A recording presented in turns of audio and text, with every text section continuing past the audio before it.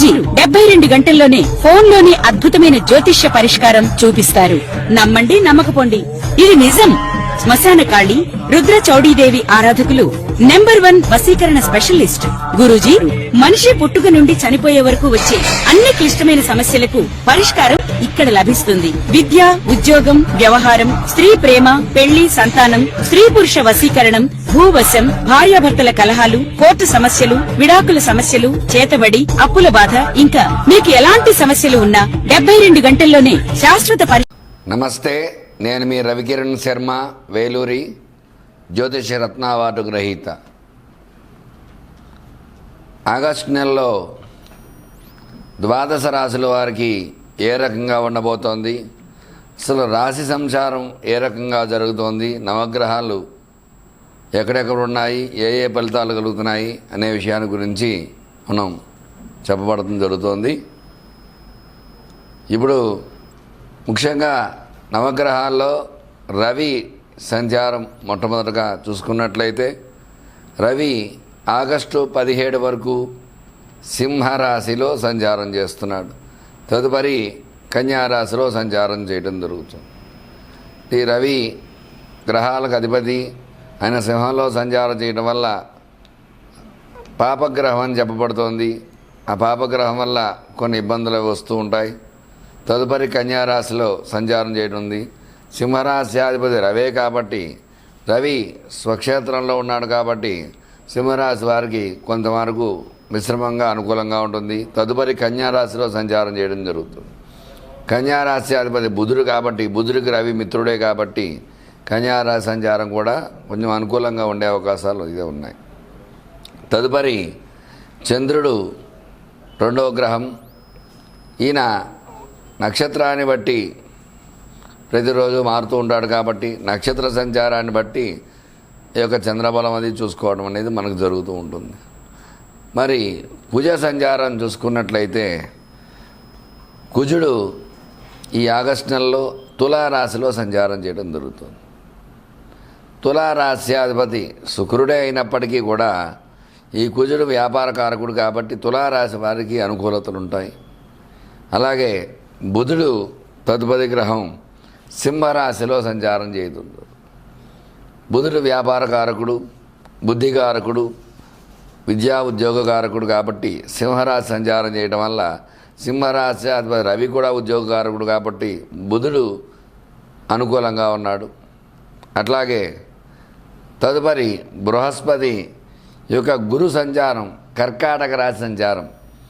గురుచంద్ర యోగం గజకేసరి యోగం అంటారు. మరి అందువల్ల ఈ కర్కాటక రాశిలో గురు సంచారం వల్ల గురుడు ఈ నెలలో అనుకూలంగా ఉన్నాడు. తదుపరి శుక్రు సంచారం, శుక్రగ్రహం అనుకూలతలు చూసుకున్నట్లయితే శుక్రుడు కర్కాటక రాశిలో సంచారం చేస్తున్నాడు. తదుపరి సింహరాశిలో సంచారం చేయడం జరుగుతుంది. అంటే ఒక పక్షం కాలం కర్కాటక రాశిలో తదుపరి సింహంలో సంచారం చేయడం అనేది జరుగుతుంది. వల్ల శుక్ర అనుకూలత కూడా శుక్రుడికి రవి శత్రువే అయినప్పటికీ కూడా ఈ రాశిలో ఉండేవారికి కొంత అనుకూలతలు ఉన్నాయి. అలాగే తదుపరి శని వక్రంలో ఉన్నాడు. వక్రంలో కుంభంలో సంచారం చేస్తున్నాడు కాబట్టి పాపగ్రహం వక్రిస్తే శుభం చేస్తుంది కాబట్టి కుంభరాశి వారికి శని భగవానుడు అనుకూలంగా ఉన్నాడు. అలాగే రాహువు చూసుకున్నట్లయితే కుంభంలో సంచారము, కేతువు చూసుకున్నట్లయితే కన్యలో సంచారం చేయడం జరుగుతుంది. అందువల్ల ఈ నవగ్రహ సంచార స్థితిగతులను బట్టే ఈ యొక్క ద్వాదశ రాశుల వారికి ఎలా ఉండబోతోంది, ఏ ఏ రాశి వారికి ఏ ఏ ఫలితాలు కలిగిపోతున్నాయి అనే విషయాన్ని ఈ ఆగస్టు నెలలో మరి రాశుల వారీగా చూసుకున్నట్లయితే ఏ రకంగా ఉండబోతోంది అనే విషయాన్ని గురించి మనం చర్చించుకోవడం జరుగుతోంది. నమస్కారం.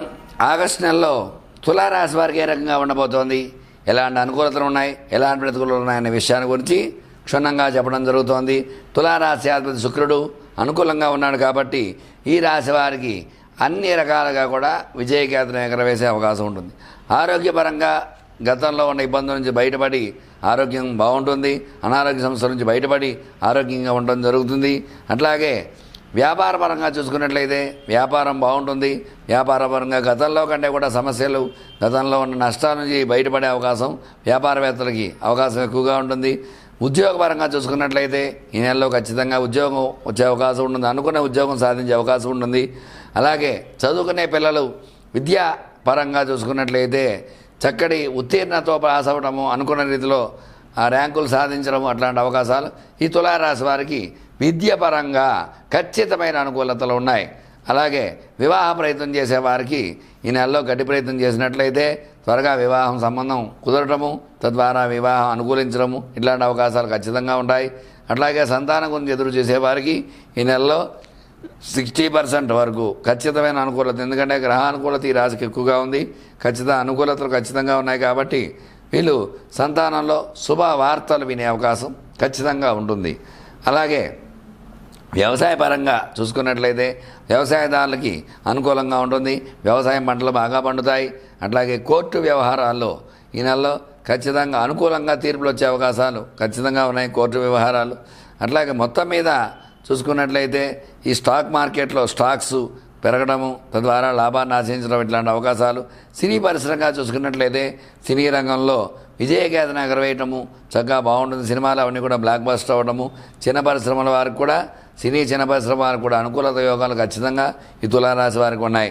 అలాగే మొత్తం మీద చూసుకున్నట్లయితే ఈ రియల్ ఎస్టేట్ రంగంలో కూడా ఖచ్చితమైన అనుకూలతలు ఉండి క్రయ విక్రయాలు బాగా జరిగి ఈ నెలలో రియల్ ఎస్టేట్ కూడా అనుకూలంగా మారే అవకాశాలు ఖచ్చితంగా ఉన్నాయి.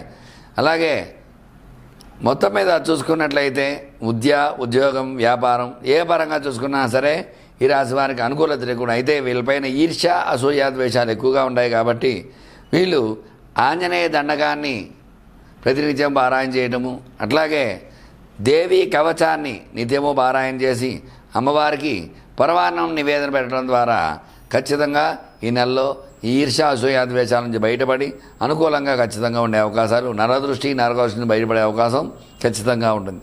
చూశారు కదండి ఈ తులారాశి వారు ఏ రకంగా ఉండబోతున్న విషయాన్ని మీకు చెప్పడం జరిగింది. మీరు ఎలాంటి సమస్యలు ఉన్నా సరే స్క్రీన్పై నా నెంబర్ రోల్ అవుతూ ఉంటుంది. సమస్య మీది, పరిష్కారం నాది. నన్ను సంప్రదించండి.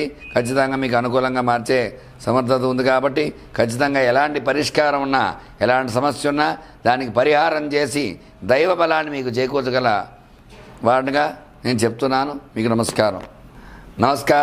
నేను మీ రవికిరణ్ శర్మ, వేలూరి, జ్యోతిష్యరత్న అవార్డు గ్రహీత. మీ జాతకంలో ఎలాంటి ఇబ్బందులు ఉన్నా వాటికి చక్కటి పరిష్కారం చేయడం జరుగుతుంది. విద్యాపరంగా చదువు కావట్లేదా పిల్లలు, దానికి ఏం చేయాలి, ఉద్యోగ ప్రయత్నంలో ఉద్యోగాలు రాకపోవటము, ఉద్యోగాలు సఫలీకృతం కాకపోవటము అట్లాంటి వాటికి పరిష్కారం ఉంటుంది. వివాహం కావట్లేదా, వివాహానికి ఏం చేయాలి అనే పరిష్కారం ఉంది. అలాగే సంతాన సమస్యలు, సంతానం ఇంకా కలగలేదు, వివాహమై 5-6 సంవత్సరాలైంది, 10 సంవత్సరాలైంది అనే వారికి కూడా ఏం చేస్తే సంతానం కలుగుతుంది అనే విషయాన్ని గురించి జాతకంలో పరిశీలించడం జరుగుతుంది. అట్లాగే వ్యాపారపరంగా వ్యాపారంలో నష్టాలు వస్తున్నాయా, దానికి ఎటువంటి యంత్రాలు పెడితే బాగుంటుంది, ఏం పరిహారం చేయాలి అనే విషయం గురించి చెప్పడం జరుగుతుంది.